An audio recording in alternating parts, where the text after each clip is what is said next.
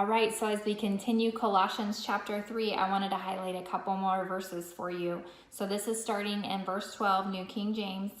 Therefore, as the elect of God, holy and beloved, that's you, by the way, put on tender mercies, kindness, humility, meekness, long-suffering, bearing with one another, and forgiving one another.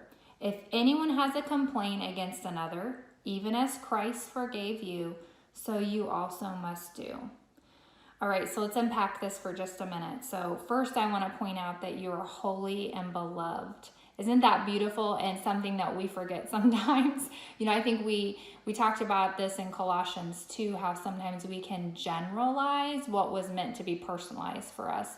So first and foremost, we must always remember that we are holy unto God. We're set apart, right? We're sacred, and we are loved by him. And not just loved like he loves everybody, but like he loves you uniquely, independently, intimately. So let's be focused on that and make sure that sinks deep into our hearts. And once that's established in us, then it says put on tender mercies.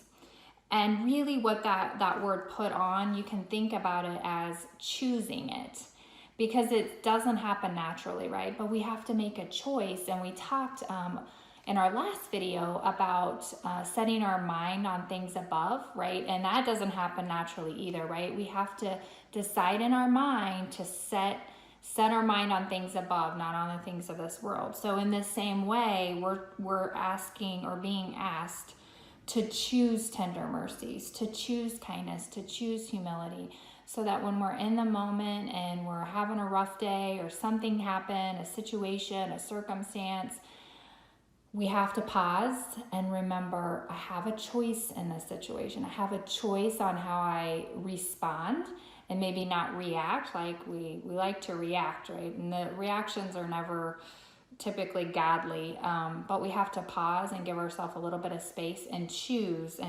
these qualities, this tender mercy, this kindness, this humility, and this meekness. And then it goes on to say that we need to bear with one another. And I love that part. It's not, bearing with one another isn't easy. But again, if we know who we are in Christ, we remember that we're loved and the love that Christ shows to us, we choose to put on tender mercies, then it's a lot easier to bear with one another in that love, because Christ forgave us and we can show that same grace to other people. So just remember that as you go about your day, and I'll be praying for you for sure.